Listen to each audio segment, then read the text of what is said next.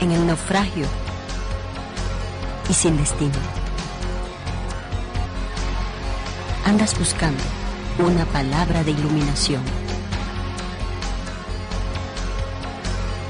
Esta palabra te dará luz en medio de la oscuridad. El Ministerio de la Enseñanza y la Evangelización, Jesús Soberano Señor, presentan su programa Palabra de Iluminación con el maestro José Briceño. Ok, le damos un aplauso al Señor para recibir la palabra. La palabra del Señor siempre se recibe con gozo, con alegría, con muchos deseos. Esta es nuestra primera clase acerca de lo que es la neumatología. Y vamos a tratar un tema, una materia desarrollada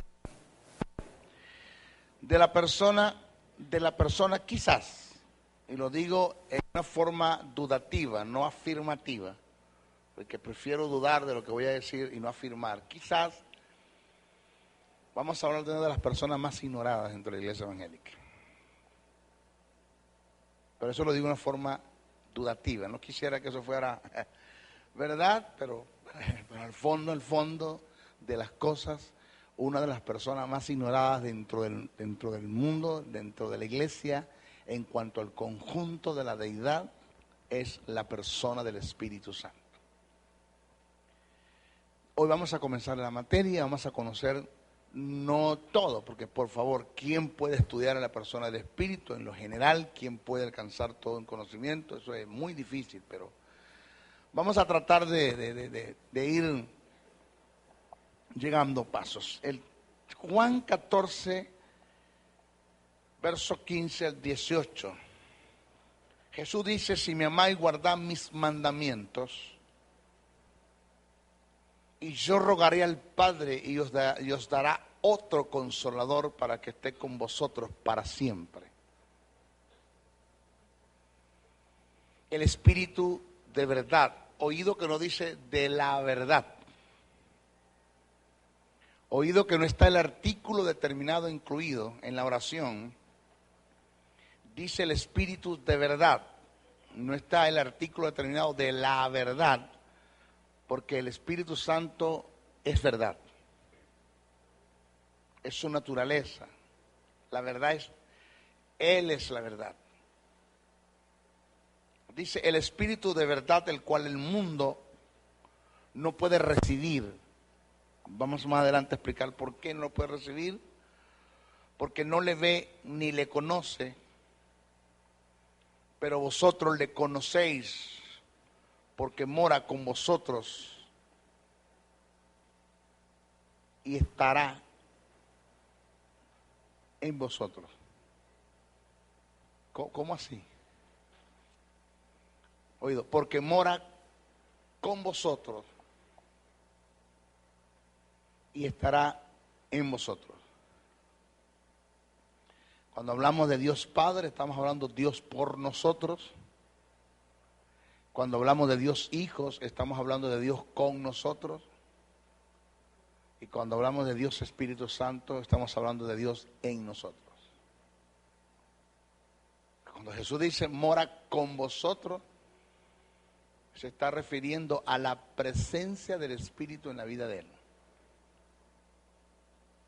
Ahora, si una persona como Jesús, siendo el Verbo, necesitó en todas las extensiones, en toda la vida, para llevar a cabo el ministerio, para llevar a cabo lo que Dios le encomendó hacer, si necesitó de la persona del Espíritu, ¿quién es usted y quién soy yo para no necesitarlo?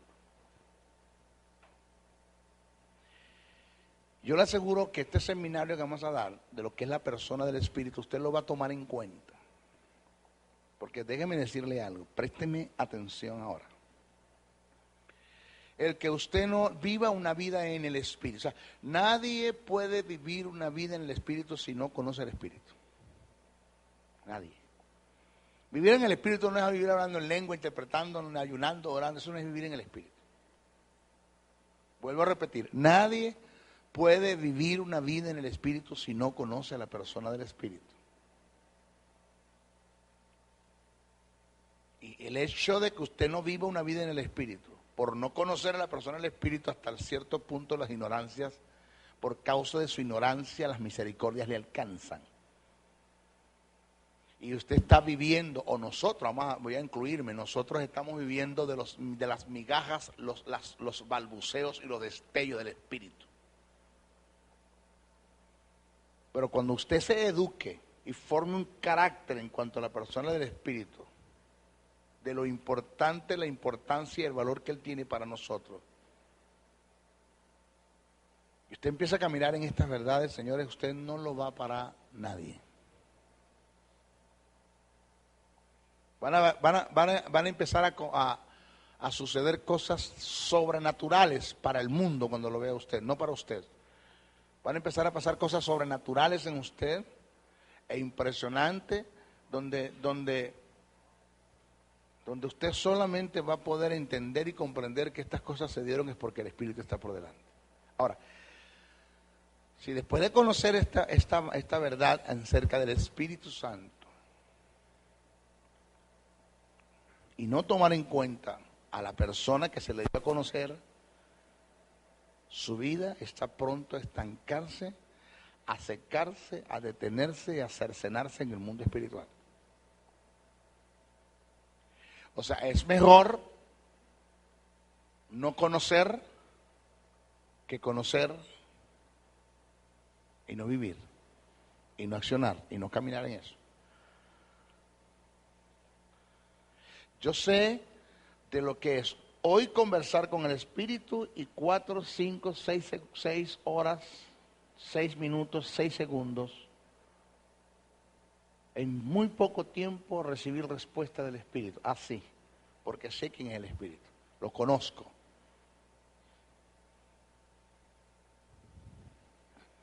Paul Yong Ishop en un momento estuvo acá en Venezuela, en el Poliedro. Y Paul Yong Ishop, como todo predicador, siempre llegan de último, ¿no? Él llegó de primero. Habían escasas personas a lo que le cabe el Poliedro, había muy pocas personas. Y se paró con el micrófono delante, se puede decir detrás del micrófono. Sus dos asistentes a la derecha y a la izquierda. Y empezó a llorar. Ver la gente llegar al Poliedro y empezó a llorar. Había algo que lo compungía, que lo contristaba, que lo hacía triste, su ser, su existir, su alma. En su alma había una tristeza muy grande.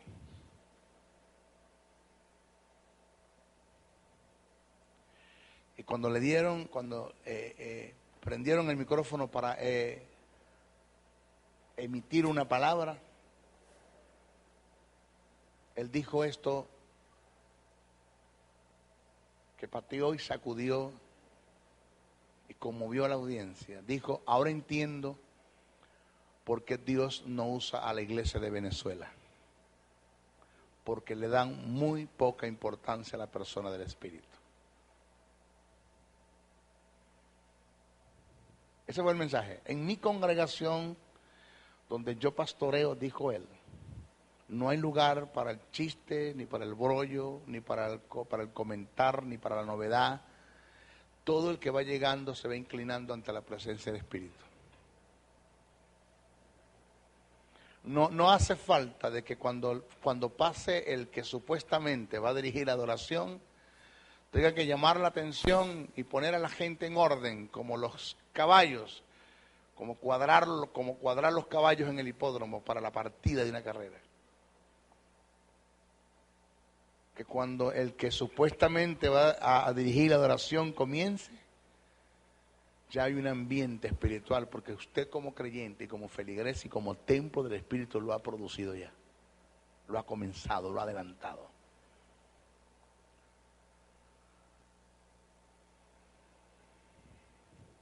Katri Kuhlman decía lo mismo. No ofendan a la persona del Espíritu. No lo ofendan. Porque tenía la misma percepción de llegar a un sitio y la gente en vez de orar, de inclinarse, de adorar al Espíritu, que es digno de adoración. Después explicó eso, donde aparece eso en la Biblia. No lo hacían, sino que caían en sus cosas. O sea, esto es algo como vemos la iglesia de los congregados, como un club donde llegaste, diste una ofrenda y un diezmo como un derecho de pagar una tarifa para hacer algo, o para tener derecho de hacer algo, y esto no funciona así. Vamos a darle un aplauso a la persona del Espíritu Santo.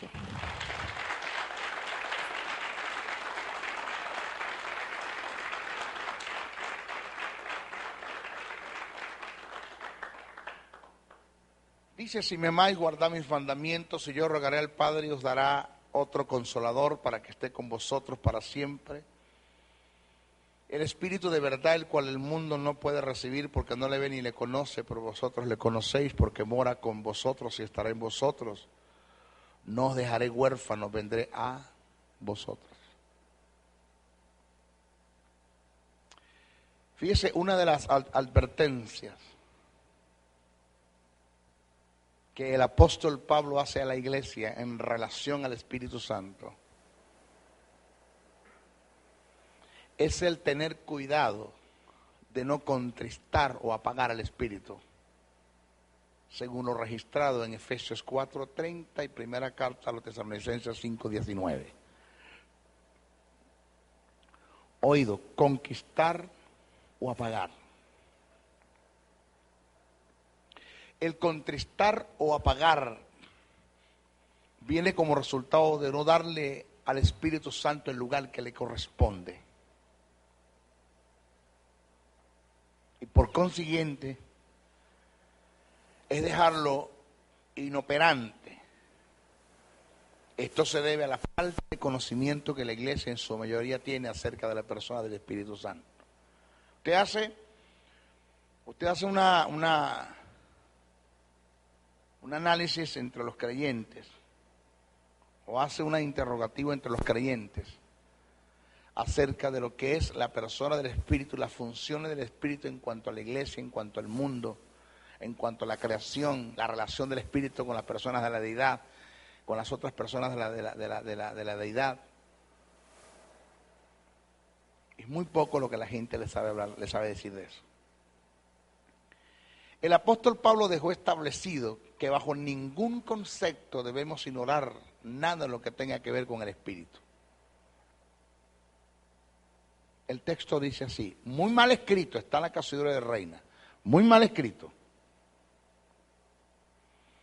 Primera carta a los Corintios 12:1, está muy mal escrito.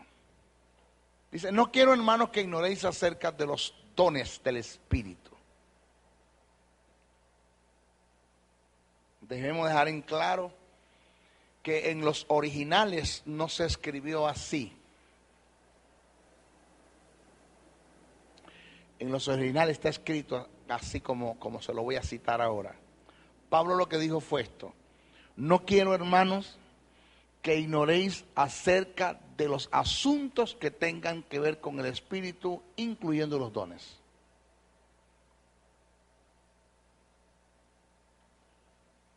No solamente está relacionado, el texto está relacionado a los dones, sino está hablando de la persona de los dones, que es el Espíritu. Cabe destacar que la ignorancia, además de ser un arma que Satanás se está usando en contra de la iglesia para tratar de destruir la iglesia, atentar en contra de ella, también es un instrumento que cercena la bendición y el progreso de Dios en cuanto a la persona del Espíritu. Porque nada, escuche, nada, que más adelante voy a tocar el tópico ese, nada de lo que usted va a recibir de Dios y de lo que usted va a recibir del Padre lo va a recibir si no es por el Espíritu. Ya Dios hizo la obra, ya Jesús hizo la obra. Todas las cosas que usted vaya a recibir de Dios y las vaya a recibir de Cristo, las va a recibir por el Espíritu, el canal. Así como Cristo fue quien te llevó al Padre, el Espíritu es quien te lleva al Padre y te lleva a Cristo. Punto. Si yo tuve la necesidad de aceptar a Jesús por el convencimiento, o de aceptar el plan de salvación por el convencimiento de pecado del Espíritu Santo para llegar a Dios, también tengo la necesidad de aceptar la persona del Espíritu en todo lo relacionado a Él para poder llegar o poder obtener lo que el Padre quiere que yo obtenga y poder obtener lo que el Hijo quiere que yo obtenga.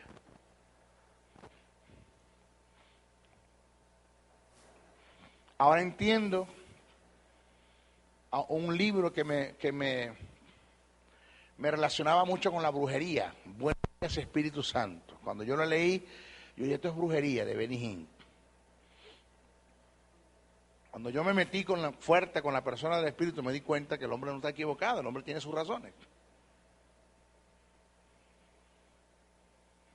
Que sé el sentido, y sé el motivo, y sé la causa el por qué, cuando dice buenos días, Espíritu Santo.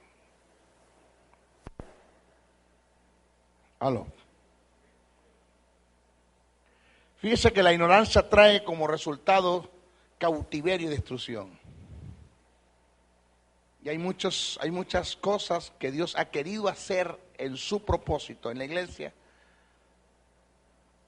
pero lo ha detenido la ignorancia en la que ésta vive concerniente al Espíritu Santo. O sea, señores, el Espíritu Santo es un requisito sine qua non. No lo puedes evadir, no lo puedes pasar por alto para entender las cosas de Dios. Repito, y de Cristo. Debemos tener en cuenta que el conocimiento de la verdad es un elemento de cooperación que Dios usa para el beneficio de la iglesia, y a su vez es un arma que el creyente tiene en contra de Satanás. El conocimiento de la verdad.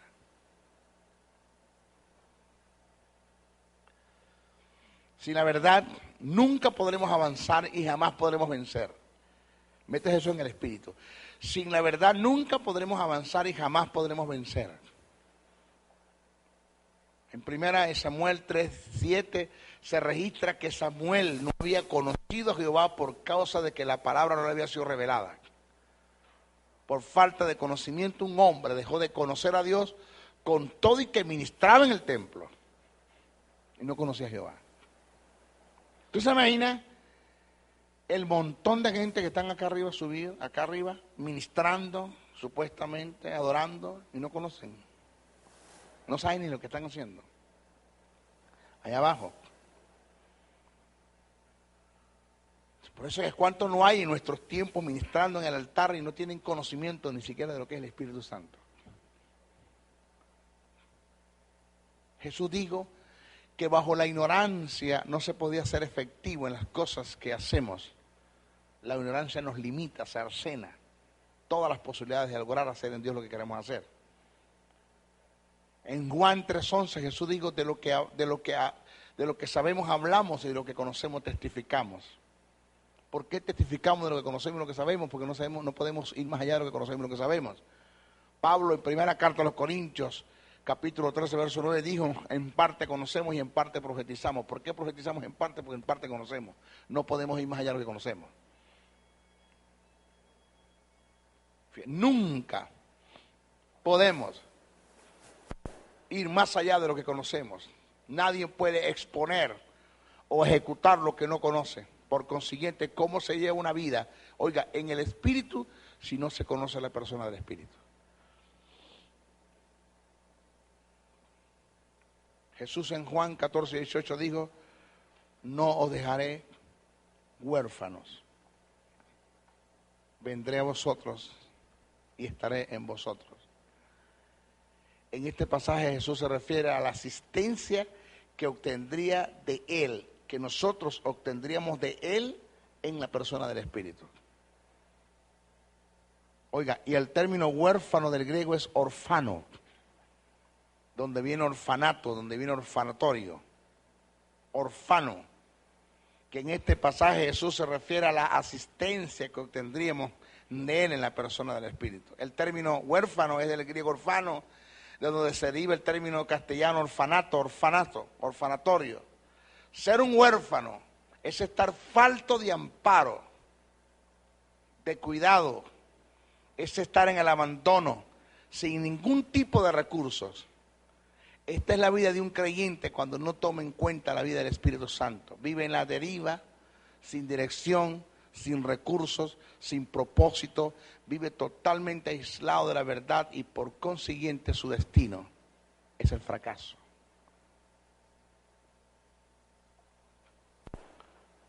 Fíjese. O sea, yo no entiendo, no acepto de cómo nosotros no podemos ser asistidos por la persona del Espíritu cuando está en nosotros la persona del Espíritu. Simple y llanamente por no conocerlo, por no tomarlo en cuenta. Vivimos como los huérfanos. Jesús dijo, sin mí nada podéis hacer. Nada. Si el Espíritu Santo vino a ocupar el lugar de Jesús como el Paracleto, que es lo que se conoce en el griego el Paracletón, entonces es lógico que sin el Espíritu Santo nada podemos hacer en el propósito de Dios. Por causa de estas verdades que se han dicho en la introducción, nace la necesidad de preparar este seminario que nos servirá de gran ayuda para ser eficaces en la vida del Espíritu. Vamos a dar el concepto de neumatología. Tenemos que comenzar por allí. Es un término compuesto del griego neuma, que es espíritu, y logía, estudio. La neumatología es la ciencia que se encarga de estudiar todo lo relacionado con el mundo de los espíritus, incluyendo la persona del Espíritu Santo. La neumatología estudia en cuanto a los espíritus, su naturaleza, carácter, propiedades, valores, sus obras y operaciones. En cuanto al Espíritu Santo, la neumatología es considerada parte de la teología sistemática que estudia todo lo relacionado a la persona del Espíritu de Dios como parte del conjunto de la deidad.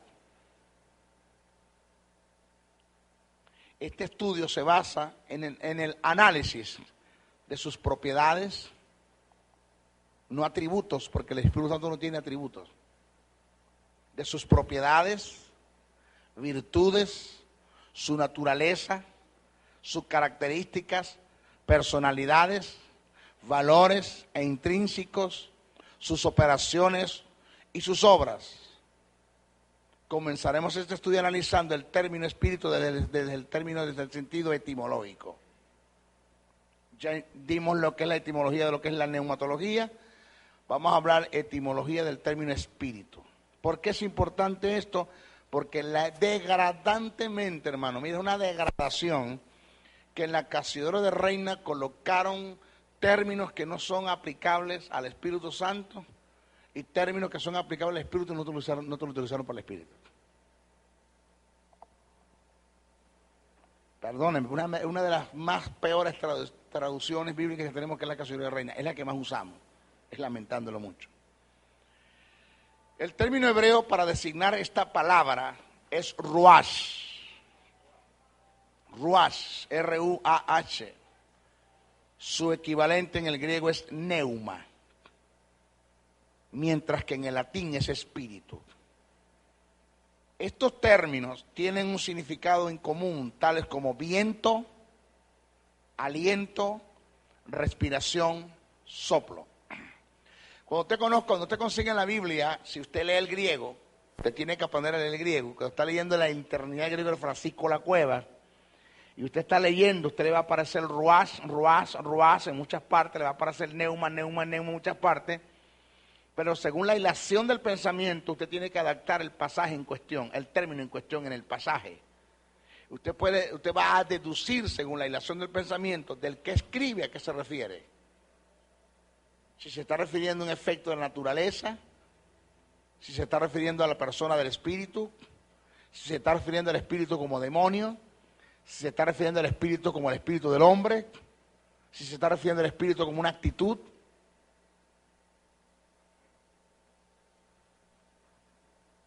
Y eso es importante tomar en cuenta eso, para el estudio.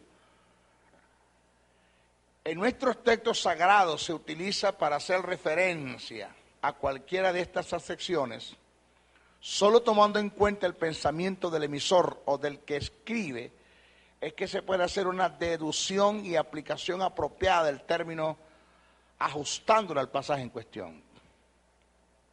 Por esta causa fue determinante asumir una posición basado en las reglas denominadas hilación de pensamiento.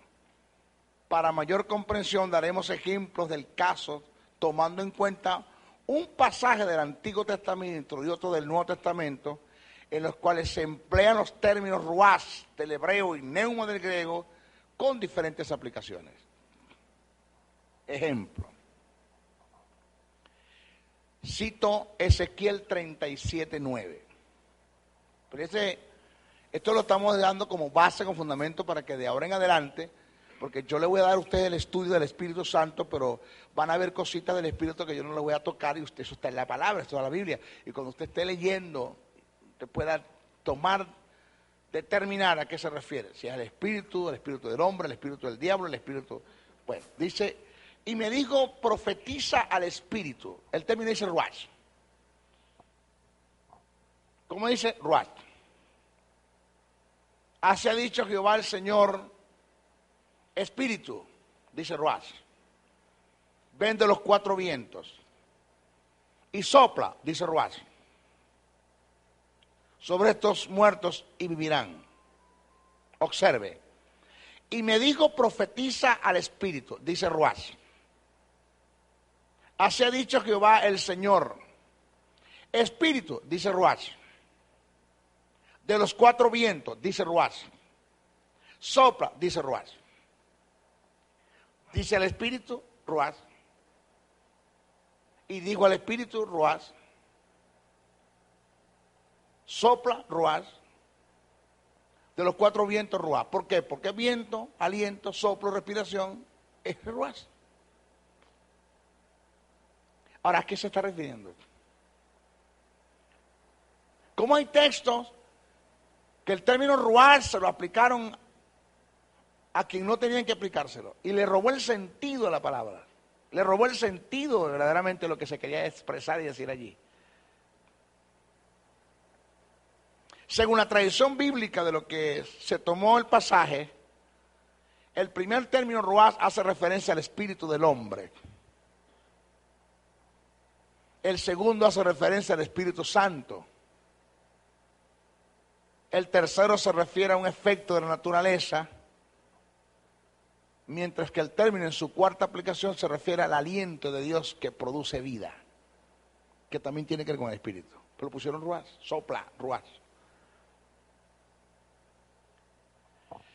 El ejemplo en el Nuevo Testamento dice el viento, ¿el qué? El viento, ruach, neuma. Aparece neuma. El viento aparece neuma. Sopla, aparece neuma. De donde quieres. Y oye su sonido, más no sabes a dónde viene y a dónde va, más hacia el que es nacido del Espíritu, aparece neuma.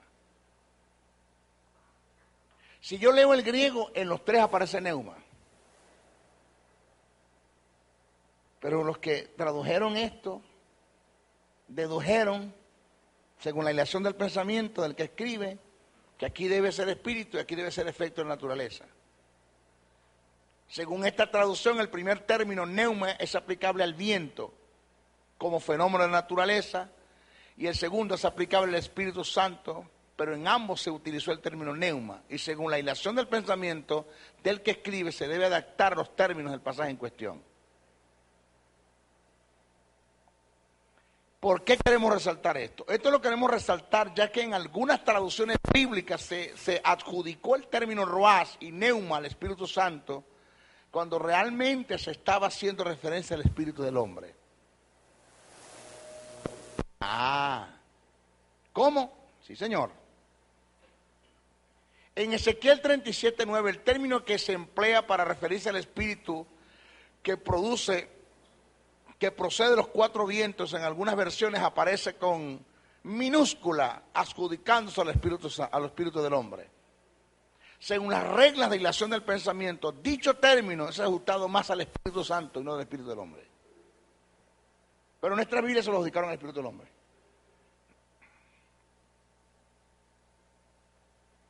Por ejemplo, en el Nuevo Testamento, digo pues andad en el Espíritu, mayúscula. Primero, en griego no hay mayúscula ni minúscula. Eso no existe. Es acá donde me colocaron mayúscula para el Espíritu Santo y minúscula para el Espíritu del hombre o el Espíritu del demonio. Okay, dice, digo pues andad en el Espíritu, mayúscula. Y no satisfagáis los deseos de la carne, porque el deseo de la carne es contra el Espíritu, minúscula. Y el del Espíritu es contra la carne. Y estos se ponen entre sí para que no hagáis lo que quisierais. Pero si sois guiados por el Espíritu, mayúscula, no estáis bajo la ley, y manifiestas son las obras de la carne, que son adulterio, fornicación, inmundicia, lascivias, idolatría, hechicería, enemistades, pleitos, celos, iras, contiendas, disensiones, herejías, homicidio, envidia, homicidio, borracheras, orgía.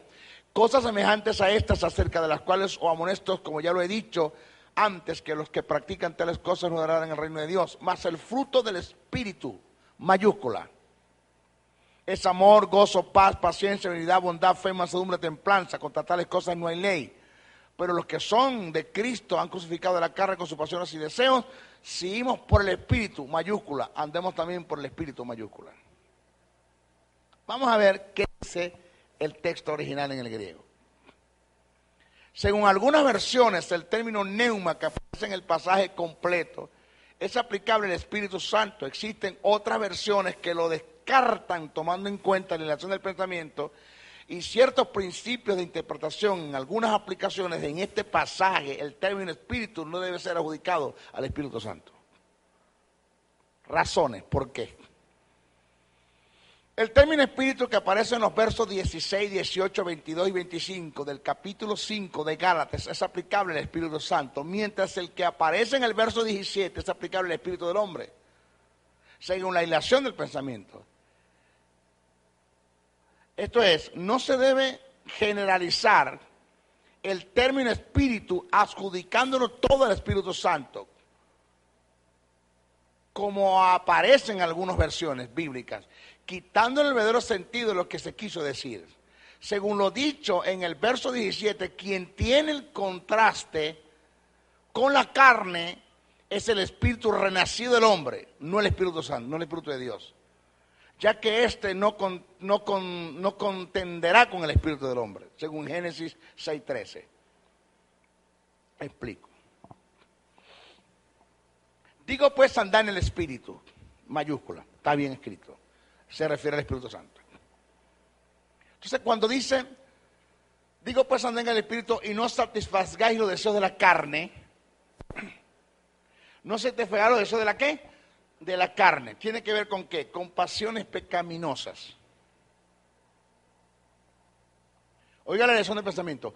Porque el deseo de la carne es contra ¿qué? ¿Contra qué? Contra él, pero no el Espíritu Santo.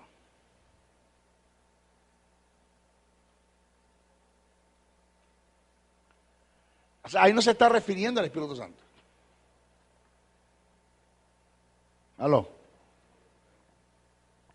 Allí está diciendo que el deseo de tu carne es contra el deseo de tu espíritu que nació de nuevo.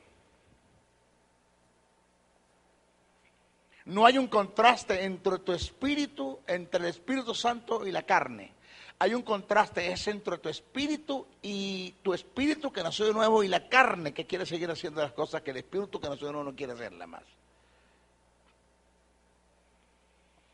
En otras palabras, el que está escribiendo, que es Pablo, está presentando el conflicto interior en el creyente. Que muchos, y aprovecho de corregir esto, lo que me están viendo a través del CD, a través del video, YouTube, Internet, que no se debe utilizar Romanos 7 para hablar del conflicto interior en el creyente. Cuando dice, porque lo que quiero hacer no lo hago y lo que no quiero hacer no lo hago, miserable de mí, que mirar este cuerpo de pecado, porque hay una ley en mis miembros que me lleva a hacer lo que no quiero hacer eso hago. No sé cuántos han leído eso. En Romanos 7 Pablo no está hablando del conflicto interior en el creyente. En Romanos 7 Pablo está hablando de su experiencia como judío queriendo agradar a Dios por la ley y nunca pudo.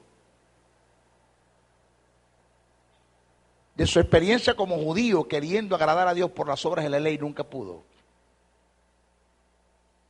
Porque había una ley en sus miembros. ¿Cuál ley? La ley del pecado y de la muerte, que fue la que se activó en el huerto del Edén, cuando Adán quebrantó el principio de Dios. Se activó una ley que es la ley del pecado y de la muerte. Entonces, a causa de esa ley, él no podía cumplir la otra ley, que es la ley de vida, que es la ley del mosaica, no la podía cumplir. Porque la ley que se me dio para vida no la puede cumplir. Porque hay una ley que está sobre esa ley que no puedo. No me deja cumplir la que es la ley del pecado y de la muerte.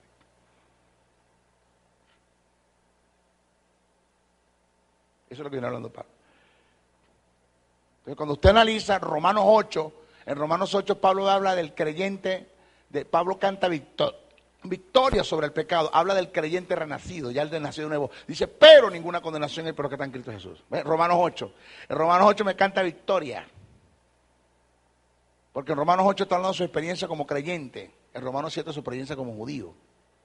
Entonces Romanos 7 y Romanos 8 no me está hablando del conflicto interior en el creyente. Romanos 7 me está hablando de su experiencia como judío, cómo no pudo agradar a Dios por el estado de pecado en el que estaba. Y Romanos 8 me habla de su experiencia como hombre regenerado y redimido por Cristo, de que no tiene que agradar a Dios, porque quien agradó a Dios fue Dios, quien agradó a Dios fue Jesucristo, por el sacrificio que hizo en la cruz del Calvario. Ninguna condenación hay por lo que está en Cristo Jesús. Pero cuando tú vas a Gálatas 5, 16 en adelante, en Gálatas no te está hablando del conflicto interior en el creyente. En Gálatas te está hablando, o debo decir, en Gálatas sí te está hablando, corrijo, sí te está hablando del conflicto interior en el creyente. Te está hablando del conflicto que se da entre el espíritu que nació de nuevo y las pasiones pecaminosas, el alma que no ha sido estrenada, que no ha sido santificada todavía y que quiere seguir haciendo lo que el espíritu no quiere seguir haciendo porque fue regenerado, fue nacido de nuevo. Entonces tenemos un alma que está viciada, que está acostumbrada a seguir a hacer estas cosas, y como no ha sido una mente renovada, una voluntad quebrantada y unas emociones canalizadas, entonces Pablo dice, hay un contraste. Hay un contraste. Pero cuando tú pecas, lo que hace que te sientas mal no es el Espíritu Santo que te está redarguyendo.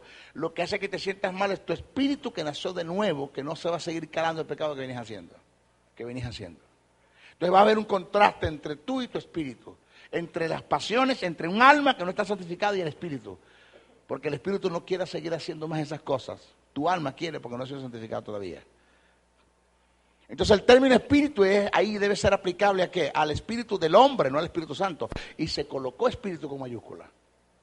Eso está mal. Cuando dice, porque el fruto del espíritu, léalo, ¿el fruto de qué? Del espíritu, ¿está con qué? Mayúscula. Y resulta que cada fruto no es el espíritu. Está mal colocado. ¿El fruto de qué? Del espíritu. Resulta que quien da fruto no es el espíritu. Yo soy la vid verdadera, dice Jesús. Mi Padre es el labrador. Vosotros sois los pámpanos. Y todo pámpano que no dé, ¿quién es el que da el fruto? Pámpano. Ni es la vid, ni es el labrador. Y si hablamos de Jesús, y si hablamos de Dios, y si hablamos del Espíritu en relación, entonces, si el Padre no es el que da fruto, ni el Hijo es el que da fruto, tampoco el Espíritu da fruto. Quien da fruto somos nosotros. En otras palabras, el Espíritu Santo de Dios no da fruto de amor, Él es amor. Por eso está en singular.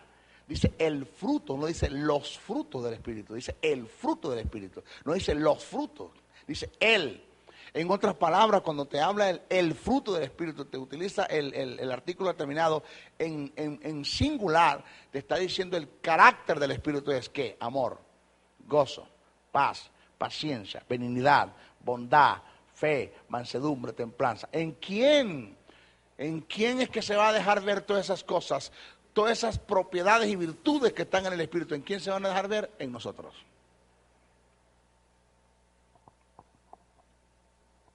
Entonces ya está mal colocado el término espíritu también allí. porque lo colocaron con mayúscula y no tiene relación con el Espíritu Santo. El término es al espíritu del hombre y el fruto del espíritu. ¿Cuál espíritu? El que vengo hablando, el renacido, el que nació de nuevo, el que tiene contraste con la carne, porque las obras de la carne son adulterio, fornicación, inmundicia, lascivia, idolatría, hechicería, enemistades, pleitos, celos, iras, contiendas, disensiones, envidia, homicidio, borrachera, torría. Todas estas cosas que tú estás haciendo con la carne, que proceden de un alma que no está santificada, van a chocar con tu espíritu que nació de nuevo, porque tu espíritu no se va a seguir calando eso. Entonces el fruto del espíritu es que, ¿de qué espíritu? De tu espíritu, que lo que el Espíritu Santo es, se va a reflejar en ti. ¿De cuál espíritu? Del renacido, del que tiene contraste con el alma.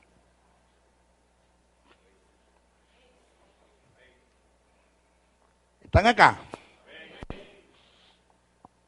Entonces, ¿qué quiero decir con esto, Señor? Dígale al Espíritu Santo, dame amor. No, yo no te puedo dar amor. Todo el amor de Dios está en ti. Refléjalo tú, manifiéstalo tú.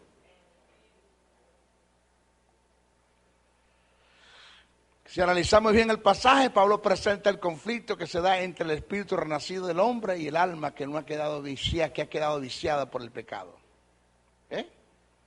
Por otra parte, según en algunas posiciones teológicas, el término neuma que aparece en el verso 22 para hacer referencia al fruto debe ser aplicado al espíritu renacido del hombre y no al Espíritu Santo. De no, habría un contraste, una contradicción con lo dicho por Jesús en el Evangelio de Juan, donde se dice que los que dan frutos son los pámpanos, no la vid ni el labrador. Dice, yo soy la vid verdadera, mi Padre es el labrador, y todo pámpano que no lleve fruto lo quitaré, y todo aquel que lleve fruto lo limpiaré para que lleve más fruto. Ya vosotros estáis limpios por la palabra que os he hablado. Permaneced en mí y yo en vosotros, como el pámpano no puede llevar fruto por sí mismo, si no permanece en la vid, así tampoco vosotros, si no permanecéis en mí.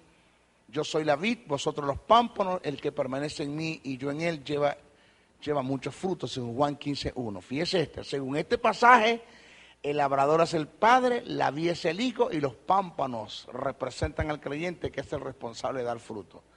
El Espíritu Santo, al igual que el labrador y la vid, no da frutos de amor, Él es amor. Por igual es paz, paciencia, unidad, bondad, fe, mansedumbre, templanza. En quien se deja ver es en nosotros lo que Él es. ¿Están acá? Es en nosotros que se deja ver lo que Él es por naturaleza. Según estas aplicaciones, el término neuma del verso 22 debe ser adjudicado al espíritu renacido del hombre y no al Espíritu Santo como se ha acostumbrado siempre. Esto es importante entenderlo. ¿Por qué? Porque cuando usted lea, y va a conseguir otros pasajes que no doy ejemplo, otros pasajes que usted mismo leyéndolo se va a dar cuenta, aquí no tiene que ir el Espíritu Santo, aquí tiene que ir el Espíritu del hombre. ¿Ya? Ahora, fíjese esto. Hay otra posición teológica, no tengo problemas con presentarla, usted verá con la que se queda. Según otra posición teológica, otra forma de ver el pasaje aplicando el término espíritu al Espíritu Santo para guardar el sentido del pensamiento del emisor y que no hay un contraste con lo dicho por Jesús, debería transcribirse como sigue, más el fruto del Espíritu manifestado en nosotros es. Porque hay unas versiones que dicen, más el fruto del Espíritu manifestado en nosotros es. Si la versión me lo escribe así, entonces no tengo problemas con aceptarla, porque ya me lo están presentando como es. Porque hay unas versiones que lo dice así, más el fruto del Espíritu manifestado en nosotros es. Guardando el sentido de que el fruto como características, valores y naturalezas es algo inherente en el Espíritu Santo, propio de Él. Pero en nosotros como cuerpo del Espíritu Santo es que se deja ver dichas propiedades. Si lo analizamos bajo este sentido, es aceptable que el término espíritu sea aplicable al Espíritu Santo. Si lo analizamos en este sentido, no tengo problemas con aceptarlo. Algunas versiones lo presentan así, otras versiones lo presentan como está ahí escrito en la canción de Reina, más el griego lo presenta todos en minúscula porque no existe mayúscula cuando es. Entonces, según el principio de hermenéutica, cualquiera de las dos posiciones que se aplique en el pasaje no rompe el sentido del pensamiento, guardando lo que el emisor quiso transmitir. Las dos aplicaciones son válidas y aceptables, las dos, siempre y cuando me diga, más el fruto del Espíritu manifestado en nosotros es. ya bien escrito. Está guardando el pensamiento del emisor, queriendo decir que las propiedades son del Espíritu, pero se manifiestan en nosotros. Pero si lo leemos como está la Constitución de Reina, está mal, muy mal escrito.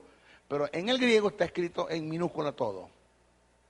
De modo que hay que tener mucho cuidado con lo que se lee. ¿Ok? En nuestra próxima clase vamos a hablar de las dispensaciones del Espíritu Santo en la vida del hombre. Bendiciones, bendiciones, bendiciones.